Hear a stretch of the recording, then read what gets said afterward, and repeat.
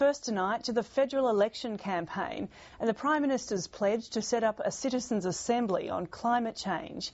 In a keynote speech in Brisbane, Julia Gillard maintained there'd be no action on a carbon price until at least 2012. She also promised to invest $1 billion so power generated from renewable sources could easily be connected to the national grid. Here's political editor Heather Hewitt.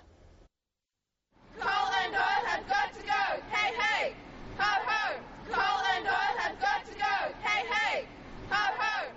It wasn't quite the welcome Julia Gillard might have hoped for as she attempted to offer her solution to climate policy, or lack of it. Hey, Julia, something must be done. She may well be ruining her choice of venue at the University of Queensland for one of the key speeches of her campaign, aimed at silencing critics over the dumped ETS. Hey, hey! Ho, ho! Fossil fuels have got to go! Hey, hey! One protester was arrested midway through the speech. But the show went on, as the Prime Minister borrowed the time-honoured tradition of one of her predecessors, Bob Hawke. We need consensus among political parties, but we need consensus in the community even more. And here came the punchline as she declared that ordinary Australians, whoever they are, would be brought into the process.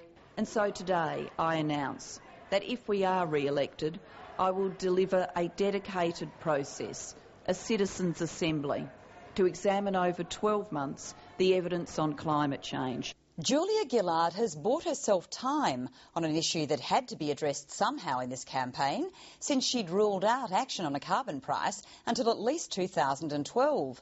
Her opponents, though, say they can see through the strategy. Let me be very clear. This is camouflage for the coming climate tax. How do you randomly select people? What, is walk along the street, tap people on the shoulder and say, congratulations, you won a prize, you to determine our climate policy? If she wants 150 people to talk about climate change, she's going to have that in the House of Representatives after this election. The Prime Minister insists she'll lead the debate and will act when the economy and the community are ready. Who knows when that might be? Julia Gillard was a leading member of the Gang of Four who scrapped the ETS in the first place and is acutely aware of the backlash that created. The lesson I've learned from that is that we need more than a fragile political consensus to deal with such a transformation to the way we live and work. This is about the Australian people. Her speech today appears to have appeased the business community, but not leading environmental groups. It is good the Prime Minister's going to lead a debate, but the majority of Australians do support action right now. Whilst there are some differences of approach between the two parties, what they are both essentially now saying is that Australia needs to get both the detail and timing right in respect of climate change policy. That's much better than where we were 12 months ago, where we were all running like lemmings towards the edge of a cliff with an emissions trading system before the rest of the world was prepared to do so. For the federal opposition, this is no time for bipartisanship. For Tony Abbott, there's just one target. It's high time that the Prime Minister show some real leadership on this, not fudge the issue until after the election. It's not good enough. And as things stand, Julia Gillard looks very much like the man she deposed, Kevin Rudd. The opposition tries to mention Kevin Rudd on just about any topic that comes up in this campaign, while Labor does its best to pretend the past doesn't exist. But sometimes it can't be avoided.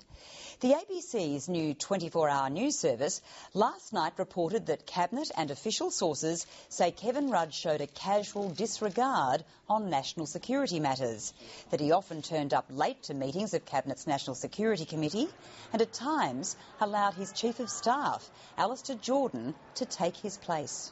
I worked alongside Kevin Rudd as Prime Minister, and as Prime Minister, Kevin Rudd was deeply concerned about the security of the Australian people. Does she still say that he is fit for a senior front bench position, particularly foreign affairs, when it's been revealed that he had such contempt for national security meetings? I've said to Kevin Rudd, who is running as the member for Griffiths, that after election day, if we are re-elected, then of course I want to see him as a senior member of my front bench team. These issues of whether Kevin sent a bloody staffer or didn't attend these things, I think that's in the past. I don't think it's got anything to do with the future. Kevin Rudd has issued a statement denying the claims of showing a casual disregard for national security and saying he'd attended all critical meetings. That's not good enough for public service veterans.